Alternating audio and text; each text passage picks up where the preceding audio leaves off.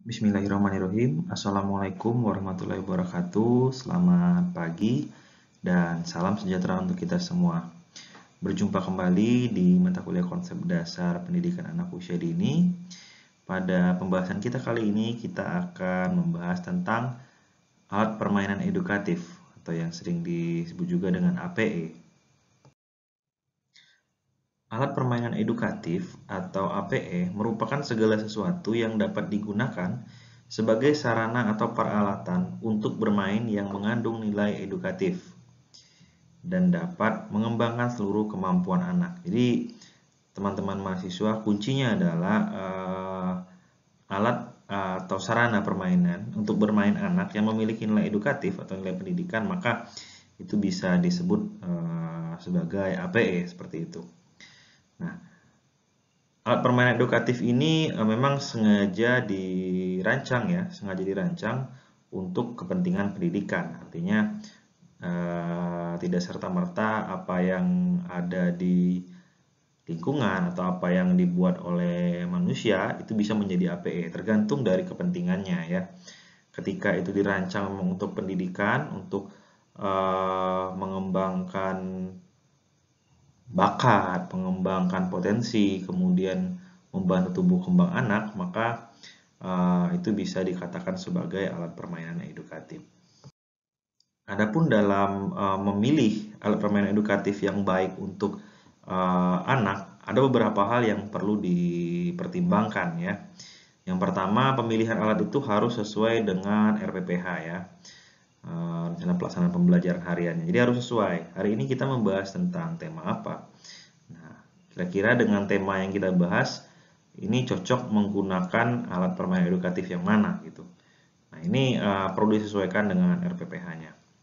Kemudian tempatkan alat permainan edukatif tersebut di tempat yang mudah digunakan, gitu ya, yang mudah dijangkau oleh anak gitu, atau yang tidak tempat yang tidak berbahaya seperti itu, sehingga aksesnya jadi gampang bagi anak. Selanjutnya simpan alat sesuai dengan jenisnya. Jadi ini juga salah satu cara untuk memudahkan dan bisa mengklasifikasikan. Jadi anak nanti dengan mudah ketika dia ingin bermain balok, maka kita harus menempatkan mainan-mainan balok itu ya di sentra balok gitu.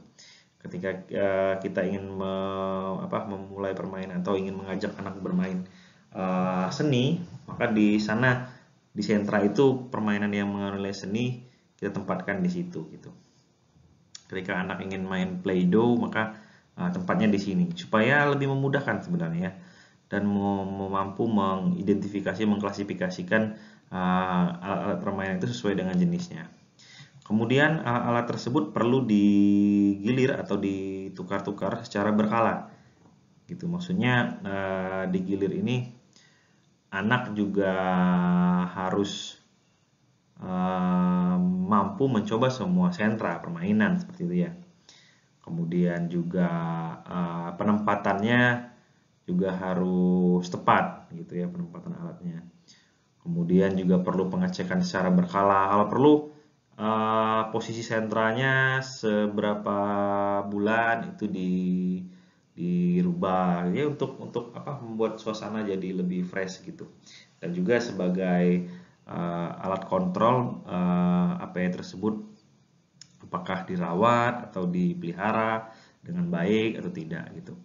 Kemudian beri kesempatan pada anak untuk menggunakan alat. Jadi jangan takut bahwa APE tersebut mahal misalnya sehingga tidak bisa digunakan sembarang atau ini terlalu berbahaya. Jadi ketika kita menggunakan APE itu sebenarnya udah ada standarnya. Maka kembali ke yang pertama tadi ya, sesuaikan dengan kebutuhan atau sesuaikan dengan RPPH-nya gitu. Nah, ketika itu sudah sesuai dan memang udah memenuhi standar alat permainan edukatif yang aman, maka ya berikan anak keleluasaan untuk bermain gitu. Jangan beda-bedakan anak dalam pemilihan permainan APE-nya gitu. Itu beberapa pertimbangan dalam penggunaan APE. Selanjutnya, area dan alat bermain di dalam ruangan. Nah, ini juga sebenarnya sudah kita sempat singgung ya di beberapa pertemuan sebelumnya.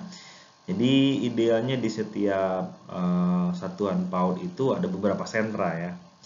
Nah, ini yang pertama sentra bahasa, tentu untuk mengembangkan kemampuan membaca dan menulis. Nah, perkembangan kemampuan dasar anak dalam berbahasa mencakup semua bentuk komunikasi, baik itu lisan, tulisan, isyarat, bahasa tubuh, ekspresi wajah, gitu.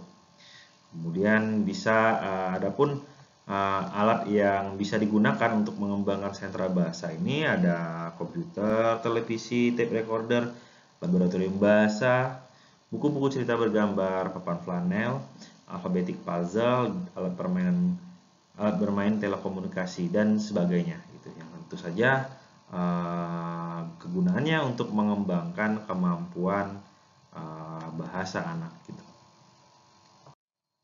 Selanjutnya ada sentra matematika dan sentra permainan sains gitu. Jadi sebenarnya penamaan sentra ini juga menurut beberapa ahli ada yang berbeda-beda ya. Namun secara umum ya sentranya sebenarnya seperti yang kita jelaskan pada minggu sebelumnya gitu. Di sentra permainan matematika dan sentra permainan sains, anak harus diberi kesempatan mengeksplorasi dengan cara berhitung, mencocokkan, mengelompokkan, mengumpulkan, membandingkan, akan memperkirakan seperti itu ya. Jadi yang dikembangkan memang kemampuan-kemampuan analitik, kemampuan sains seperti itu. Apa saja alat permainan ya untuk mengembangkan kemampuan matematika? Bisa balok ukur, timbangan, papan hitung, tangga kubus, sempoa, puzzle, papan pasak, papan geometri, dan benda-benda lainnya yang memberikan pengalaman aktual kepada anak gitu. Ya, jadi nanti dengan adanya balok ukur, timbangan, jadi anak jadi akan tahu gitu.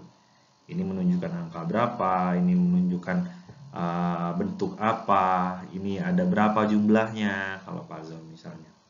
Jadi ada kemampuan matematisnya yang akan diasah gitu. Kemudian ada peralatan permainan sains ya. Apa saja? Misalnya ada gelas reaksi, ada akuarium, magnet, penggaris, aneka rasa dan aneka aroma, model binatang, model tumbuhan, air dan api dan lain-lain gitu ya. Jadi yang memang kaitannya dengan sains ya, ilmu pengetahuan alam gitu ya. Ada penggaris, magnet, jadi anak bisa excited ketika dia melihat cara kerja magnet misalnya. Kemudian juga ada contoh atau model binatang ya, entah itu bentuknya boneka atau gambar dan sebagainya ya. Itu memang benar-benar bisa membantu anak dalam meningkatkan kemampuan sains seperti itu. Selanjutnya ada sentra balok ya dan Lego ya. Permainan balok, Lego atau logo sangat penting bagi perkembangan anak di berbagai bidang, termasuk bahasa, sosial, pengetahuan, matematika, dan kemampuan motorik. Peralatan yang digunakan untuk permainan ini adalah balok, berbagai ukuran yang dapat digunakan untuk main pembangunan. Jadi dengan adanya permainan ini mengasah anak untuk melatih kemampuan mengkonstruksi.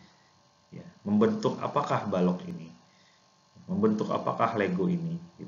Jadi perlu imajinasi, perlu ketepatan, kemudian perlu analisa yang jelas agar memang permainan ini atau Lego yang dimainkan itu bisa sesuai dengan imajinasi anak atau tidak roboh lah gitu. Ya, ketika dimainkan atau tidak patah seperti itu. Bisa menyambungkan berbagai macam bentuk sehingga membentuk sebuah bentuk yang baru gitu ya. Itu di sentra permainan balok dan Lego seperti itu. Kemudian di sentra permainan seni atau musik ya, tentu ini akan mengasah kemampuan seni anak ya. Permainan musik dapat mengembangkan panca indera, mengajarkan ritme, berhitung dengan pola kalimat, memperkuat otot halus dan kasar serta mendorong kreativitas anak ya. Sentra ini digunakan untuk musik, melukis, menari, menempel, menggunting dan membuat karya seni lainnya. Adapun alat-alat yang digunakan antara lain bisa papan lukis, kertas karton, cat air, kuas lukis, piano, maracas, gitar, dan angklung, dan berbagai macam alat musik lainnya ya, yang bisa mengasah kemampuan seni lah. Dalam hal ini seni, kemampuan mengasah panca indera, kemampuan mengasah motorik halus dan motorik kasar, sehingga benar-benar bisa mendorong anak menjadi kreatif gitu. Ya, itu di sentra seni atau musik seperti itu.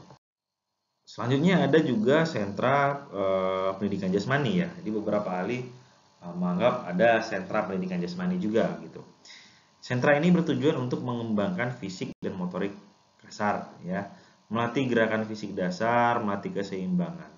Adapun peralatan yang biasa digunakan antara lain matras dari spons, balok titian senam, kaset maksudnya, loncat tali, hula hoop, atau bola berbagai ukuran.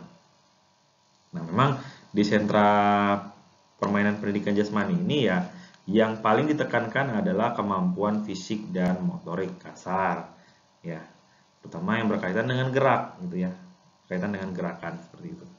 Ada beberapa alat yang memang bisa digunakan gitu untuk mereka bermain gitu ya. Ada matras biasanya itu yang umum ya, yang umum harus ada di satuan PAUD. Kemudian kaset itu biasanya untuk senam, bisa gitu diputar untuk senam gitu.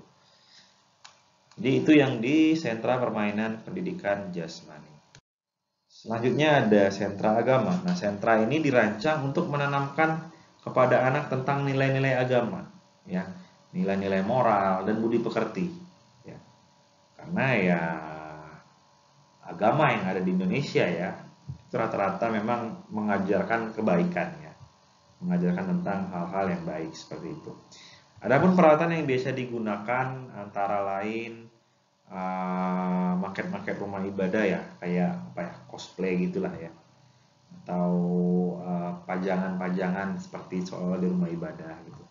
Kemudian peralatan-peralatan ibadah ya, kalau muslim mungkin ada peci atau kopiah, ada sajadah, ada mukena dan sebagainya gitu.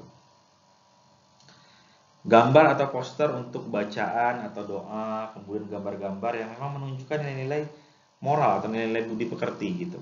Nah, di sini penting sentra agama memang untuk mengenalkan kepada peserta didik bahwa ada zat yang memang menjadi atau zat yang maha kuasa gitu ya, yang memang kita harus tahu, kita harus menyembah kepadanya gitu, kita harus taat akan perintah gitu dan menjauhi larangan. Intinya akan mengenalkan anak supaya anak itu lebih dekat lah dengan Tuhannya seperti itu. Kemudian ada juga area dan alat bermain di luar ruangan ya, artinya tidak di dalam kelas seperti itu. Dapat memenuhi kebutuhan anak, memupuk perkembangan fisik, intelektual, sosial, emosional, dan menunjang kreativitas anak. Memiliki nilai edukatif, anak akan didiagnostik perkembangan psikomotorik kasarnya sekaligus terdeteksi masalah sosial. Ini ada beberapa ahli yang menganggap bahwa lingkungan sosial yang berada di luar ruangan itu juga sebagai sentra ya, area atau area bermainan anak gitu ya. Tentu yang memang memiliki nilai-nilai edukatif seperti itu ya.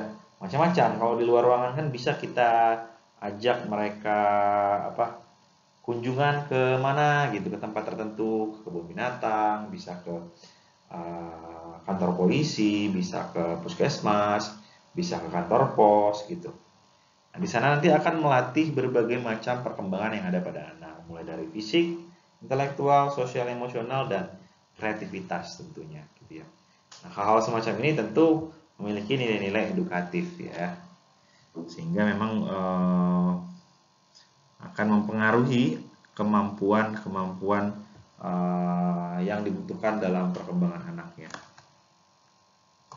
Nah, di poin selanjutnya, karena tadi udah berbicara tentang alat dan permainan di luar ruangan, sekarang kita coba masuk ke jenis-jenis ya, jenis-jenis permainan yang ada di luar ruangan.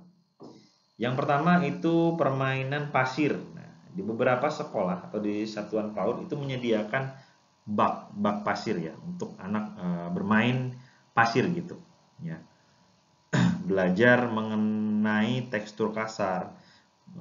Begitu juga tentang panas, dinginnya pasir maupun perubahan bentuk ketika dicampur air. Jadi permainan pasir ini ya ada di suatu semacam bak seperti itu atau kolam ya, kayak kolam pasir gitu. Nah, di sana anak bisa bermain gitu.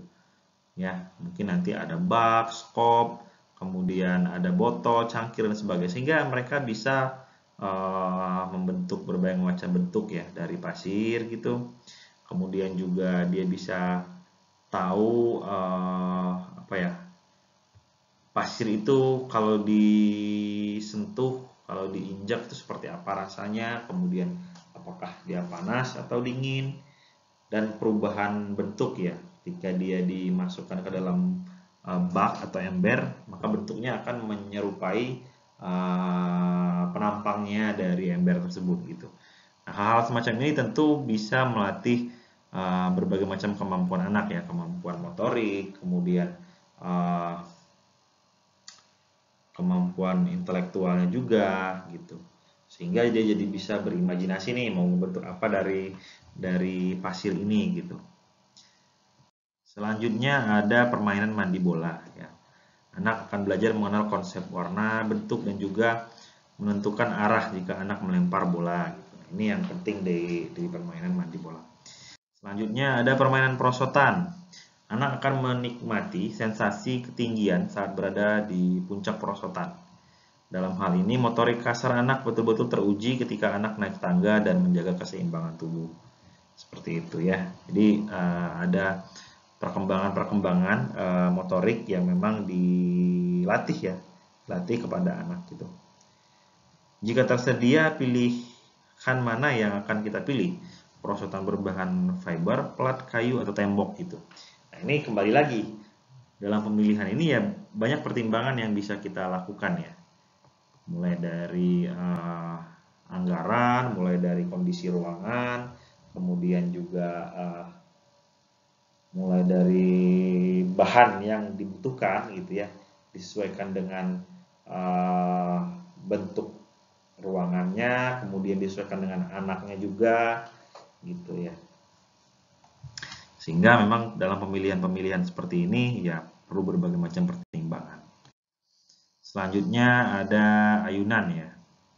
Nah, ayunan tidak mesti bentuknya ban seperti ini ya, banyak bentuk ayunan-ayunan lainnya gitu.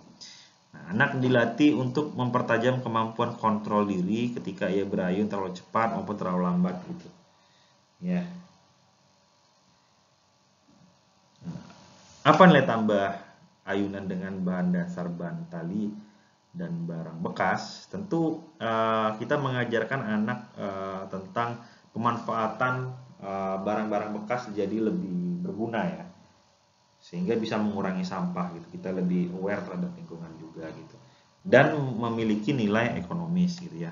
Tidak perlu mengeluarkan biaya yang banyak untuk membuat sebuah ayunan, hanya perlu sedikit sentuhan kreativitas gitu, sehingga bisa lah membentuk ayunan. Kira-kira itu poinnya. Permainan selanjutnya yang bisa dilakukan di luar ruangan ya, yaitu gorong-gorong atau terowongan. Nah, di sini permainan bentuk ini ya, jenis ini dapat mengatasi rasa takut saat menghadapi suasana yang berbeda. Ya.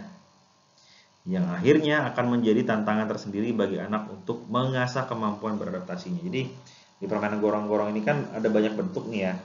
Ada bentuknya persegi seperti kotak seperti ini, kemudian ada pipa, kemudian dia mengecil gitu. Kemudian dia harus melewati lorong ini gitu ya. Harus beradaptasi dengan perubahan bentuk dari pertama misalnya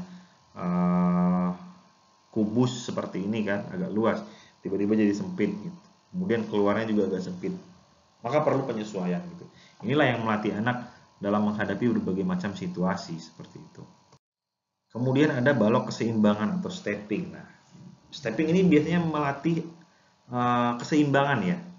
Ini seolah-olah kita sedang melewati jembatan gitu. Kita melatih keseimbangan kita. Jangan sampai jatuh misalnya.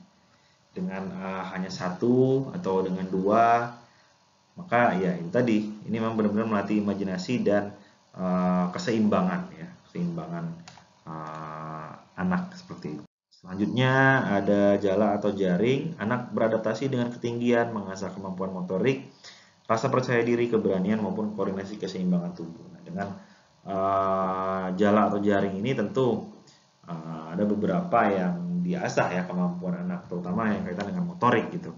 Karena biasanya dia akan mencoba untuk naik ke ke jaring ini, kemudian berpindah ke jaring di sisi sebelahnya gitu. Tentu perlu kemampuan motorik kasar dan juga keseimbangan tubuh yang bagus untuk mengikuti permainan ini seperti itu. Selanjutnya adalah bak air. Nah, ini yang memang beberapa anak tuh suka main air ya, suka main air gitu. Jadi di bak air ini anak bisa dilatih mengenal bentuk air ketika berada di gayung itu seperti apa. Kok bisa benda ini mengapung, kok bisa ada yang ini tenggelam, itu karena apa gitu. Ya, terus kenapa ikan bisa hidup di air misalnya. Sedangkan binatang yang lain itu tidak, ada yang bisa, ada yang tidak gitu. Kemudian kenapa ban ini ya, ban pelampung ini bisa mengambang di air. Nah, hal-hal seperti ini akan melatih imajinasi, akan melatih kemampuan intelektual anak, ya, kemampuan IPA-nya, kemudian melatih analisis anak seperti apa gitu. Baik, ini di slide selanjutnya ada beberapa permainan ya, ada beberapa permainan yang sebenarnya bisa dibuat sendiri ya. Contoh ini ada ketika ingin membuat Play-Doh sederhana, apa saja bahan-bahannya, bagaimana cara membuatnya. Jadi tidak harus beli sebenarnya.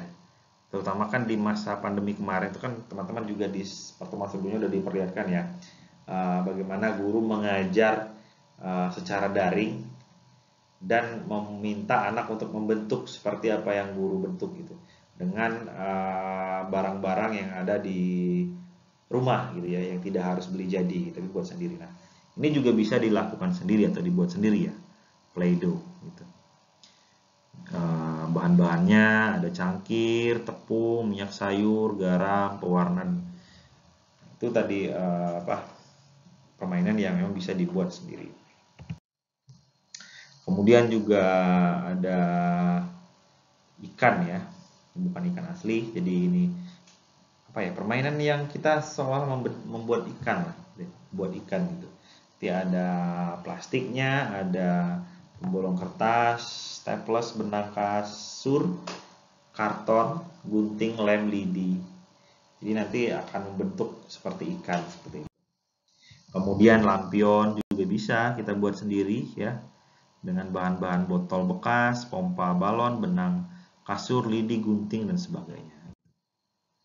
Nah, sekarang kita coba masuk ke pengelolaan media ya dan sumber belajar anak usia dini. Ini cara mengelolanya, gitu ya. Perencanaan kebutuhan media dan sumber belajar anak. Jadi dalam mengelola tentu perlu adanya perencanaan, gitu ya. Perlu adanya perencanaan. Jadi ketika kita ingin membuat atau kita ingin membeli atau ingin meminta APE, maka itu perlu rencana. Ya, kita konsepkan, sesuaikan dengan kebutuhan, sesuaikan dengan lingkungan, sesuaikan dengan ruangan kita, memungkinkan atau tidak gitu untuk membuat sebuah media pembelajaran atau sumber belajar gitu. Nah, dalam perencanaan ini ada beberapa hal yang perlu diperhatikan ya. Menggunakan prinsip relevansi, keamanan, mudah dan kecukupan gitu. Nah, ini yang perlu diperhatikan juga. Apakah relevan media tersebut digunakan atau sumber belajar tersebut digunakan untuk pembahasan tertentu di satuan PAUD, di jenjang PAUD? Apakah alat yang digunakan itu aman? Jangan-jangan catnya ini bahaya gitu ketika tidak sengaja termakan gitu ya, cat yang ada di APE tersebut gitu. Maka itu harus menjadi perhatian ya, harus memenuhi aspek keamanan. Kemudian memenuhi aspek kemudahan, mudah dalam memainkannya gitu ya. Dan memenuhi aspek kecukupan ya, harus cukup untuk dipakai oleh beberapa anak seperti itu. Kemudian dapat mengikuti langkah-langkah, memahami kompetensi dasar serta indikator pencapaian. Ini kaitannya nanti dengan RWPH ya. mengidentifikasi ruang lingkup materi dan tema, sama ada di RPPH, menganalisis ketersediaan waktu belajar, menetapkan media dan sumber belajar yang digunakan, memilih dan menggunakan. Nah, ini semua sebenarnya tertuang di RPPH, ya, di perencanaan pembelajaran. Gitu. Nanti tinggal menyesuaikan APE-nya apa yang ingin digunakan pada tema ini. Gitu. Oke, nah ini ada beberapa contoh. Misalnya dengan tema lingkunganku atau sekolahku, nanti ada kompetensi dasarnya, kemudian ada juga media dan sumber belajar yang akan digunakan. Gitu. Ya. Manfaatnya apa? Manfaat media dan sumber pembelajaran kampus ini. Memanfaatkan media dan sumber belajar itu tentu yang digunakan harus sesuai dengan skenario RPP ya, pembelajaran. Tempatkan media dan sumber belajar yang sudah tersedia sesuai tahapannya, cantumkan dalam skenario kegiatan. Gunakan media pembelajaran sesuai dengan yang digunakan yang tadi disusun. Jadi memang dalam perencanaan itu ada aspek atau unsur mana yang ingin kita gunakan, yang ingin kita tonjolkan, yang ingin kita pakai ketika kita mengajar nanti di satuan PAUD. Tentu pedomannya adalah RPP. Baik itu tahunan, bulanan, mingguan, dan harian gitu ya. Sesuaikan nanti. Oke, tadi sudah mengelola atau merencanakan. Sekarang memeliharanya seperti apa? Ya. Tempatkanlah media dan sumber belajar yang memungkinkan adanya akses untuk memelihara kebersihannya. Yang tempatkan di tempat yang sempit, yang susah diakses, susah dibersihkan gitu. Tempatkanlah pada ruang ya atau sudut atau tempat yang memang benar-benar bisa diakses dan mudah untuk dibersihkan tempatnya gitu. Ya, itu yang perlu diperhatikan. Kemudian tempatkan media dan sumber belajar secara teratur agar memudahkan guru dan peserta didik untuk memanfaatkannya. Ya harus tersusun gitu. Rapi kan seperti ini, contohnya rapi kan, ada balok disusun seperti ini, sesama segitiga disusun segitiga, kotak disusun dengan kotak gitu. Ya. Jadi ada juga apa ya, ilmu tentang penataannya itu ada gitu. Ya, supaya ya memudahkan gitu. Jangan sampai ketika kita mau bermain balok, ternyata baloknya nggak ada, kurang misalnya. Kok baloknya ada di sentra seni misalnya, atau baloknya ada di sentra imtak misalnya, itu kan nggak pas gitu. Maka hal semacam ini ya perlu didesain, dirapikan gitu ya. Baik teman-teman mahasiswa, mungkin itu saja yang dapat saya sampaikan. Semoga apa yang kita bahas pada kesempatan kali ini tentang alat permainan edukatif bisa bermanfaat bagi kita semua dan menambah pengetahuan teman-teman mahasiswa. Jika ada yang ingin ditanyakan, silakan kita diskusikan di grup WhatsApp ya, atau kita rencanakan pertemuan berikutnya untuk membahas pertanyaan dari teman-teman mahasiswa. Mungkin itu saja yang dapat saya sampaikan. Lebih dan kurangnya mohon maaf. Terima kasih atas partisipasinya. Jangan lupa like dan subscribe channel ini. Baiklah. Akhiri wabillahi taufiq wal hidayah. Wassalamualaikum warahmatullahi wabarakatuh.